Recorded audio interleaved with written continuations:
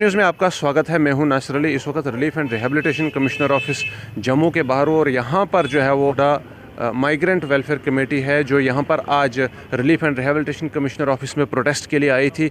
डोडा में कुछ मुद्दे जो है वो इनके साथ हुए हैं जहां पर इनको डिस्प्लेस होना पड़ा है और कुछ वजूहात और भी है जिनकी बुनियाद पर ये लोग यहां पर आज पहुंचे हुए। आइए इनसे बात करते हैं और जानते हैं कि क्या वजूहात थी। सर, आपका नाम? मेरा नाम बोधराज है सर। जी, बोधराज जी, आज आपका जो है वो डोडा से आप बहुत सारे लोग यहाँ पर पहुँचे हुए थे।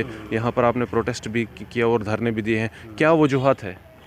सर, हम आज नहीं पहुँचे, हम तो 25 साल से यहाँ चल रहे हैं जी को 92 में हमारा वहाँ से माइग्रेशन हुई थी मिलिटेंसी की वजह से। जी क्योंकि हमें वहाँ सिक्योरिटी फोर्सेस की मदद की थी, उस कारण हम पे फायरिंगें भी हुई, मकान भी जलाए और कई साथी हमारे मारे भी गए और बरातों की बरातें वहाँ उजाड़ी गई।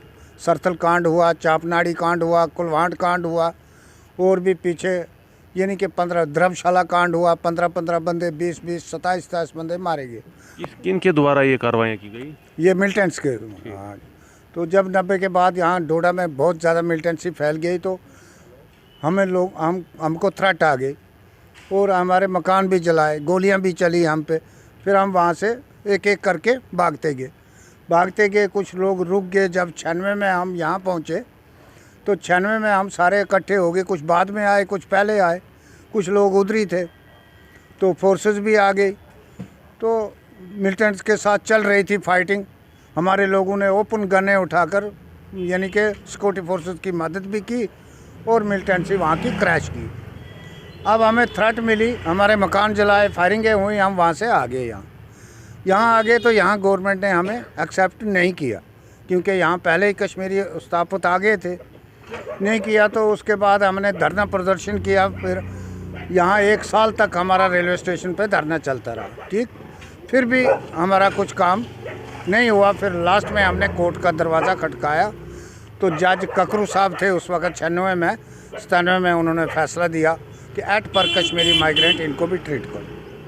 जब वो फैसला आया तो हमारे CID रिपोर्टें वगैरह सब क्लियर होने के बाद 153 फैमिलियाँ, टोटल 1000 फैमिली थी, 153 इन्होंने रजिस्टर की, जिसमें मैं भी शामिल हूँ। उसके बाद हमें रिलीफ इन्होंने लगाई थोड़ी सी, कश्मीरियों को यानी कि ज़्यादा मिलती थी, हमें कम मिलती थी। ऐसे ही सिलसिला चलता रहा 2014 तक। 14 में जब बीजेपी सरकार आई तो इन्होंने वो रिलीफ जो थी वो बराबर कर दी हमारी, पंडितों के बराबर। कहाँ पंडितों के बराबर कर दी जी। लेकिन उसमें ये अड़चन डाली है कि हमें, उन्होंने नहीं डाली। ये बोलते हैं जब भी बार बार हम कमिश्नर के पास आते हैं तो ये बोलते हैं जी हमें ये नहीं करना, आपके बच्चे नहीं चढ़ाएंगे, हम आपके लिए बंद है, यानी कि डोडा माइग्रेंट्स के लिए बंद है। भाई हम बोलते हैं ऑर्डर दिखाओ, कहाँ है ये ऑर्डर दिखाओ कि भाई कहाँ लिखा है बंद है, जबकि हमारे पास सुप्रीम कोर्ट का ऑर्डर है, हाई कोर्ट का ऑर्डर है, मिनिस्ट्री ऑफ अफेयर्स का ऑर्डर है, गवर्नमेंट का ऑर्डर है, उसमें तो क्लियर लिखा है एक्ट पर कश्मीरी इनको ट्रीट करो। लेकिन ये बात बोलते हैं नहीं जी डोडा वालों का बंद है, जबकि सारी फैसिलिटियाँ कश्मीरियों को दी जाती हैं, हमें कुछ नहीं मिलता। ना हमारा आयुष्मान कार्ड बनता है, ना हमारा डोमिसाइल बनता है, ना हमारे बच्चों की एडमिशनें होती हैं, ना RBI बनता है, ना माइग्रेंट सर्टिफिकेट बनता है, ना डाटा फार्म बनाते हैं हमारा। कोई नहीं जी आपका डाटा फार्म नहीं। भाई वो बनाना किसने, हमने घर में थोड़ी बनाना। ये जो आप कह रहे हैं कि आपका कुछ भी नहीं बनता है, हाँ। ये कब से है? जब से आप लोगों को जो आप कह रहे हैं जस्टिस साहब ने फैसला दिया उसके बाद से ही? बीच में ने इसी डिपार्टमेंट ने पैसे खाकर बीच में कुछ इंक्लूजन की भी है, लेकिन 2009 के बाद फिर इन्होंने एक भी नहीं की। ठीक, तो ये सब कोल की मेहरबानी, जो विनोद कोल था पहले यहाँ रिलीफ कमिश्नर, ये उसी ने सारी खराबी की थी। जब हमारा रिलीफ बढ़ा तो एरियल बना था, उसने सीधी डिमांड रखी थी कि हाँ जी एरियल मुझे दे दो, मैं आपको बराबर का हक दे दूंगा। हमने वो चीज़ मानी नहीं और उसने पूरा डोडा माइग्रेशन को ख़त्म करने की एक प्लानिंग बनाई। वो गवर्नमेंट से भी मिला हुआ था, उस वक्त कांग्रेस की सरकार थी यहाँ, तो वो सारा बेड़ा गर्क कर दिया। इस वक्त जो है वो रिलीफ है, 2003 की बात है ये। हाँ। इस वक्त जो आप कह रहे हैं 2009 के बाद कोई भी जो है वो आपको रजिस्ट्रेशन नहीं हो रही, मुझे ये कोई भी रजिस्ट्रेशन नहीं हो रही है।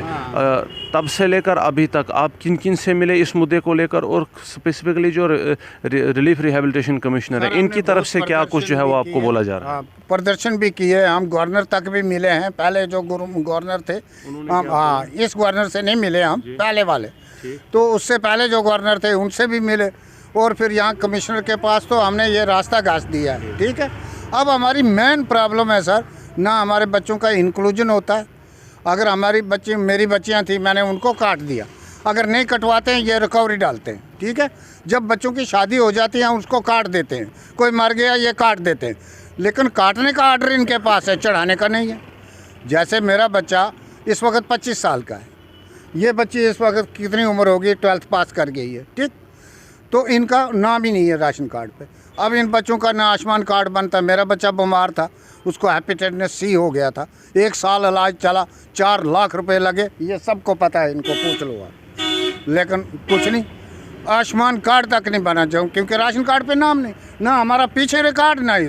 अब उन ग्रेजुएट करके वो बच्चा घर बैठा है। इस वक्त आपके आधार कार्ड वगैरह या जो सेहत, आधार कार्ड तो बनाए हैं हमने पहले, वो तो बन गए, लेकिन जिसका राशन कार्ड पे नाम होगा उसी को माइग्रेंट सर्टिफिकेट मिलेगा, उसी को आयुष्मान मिलेगा, उसी का मतलब हर चीज़ उसकी, RBA वगैरह जो भी सर्टिफिकेट है, यहाँ से सारे सर्टिफिकेट इशू होते हैं।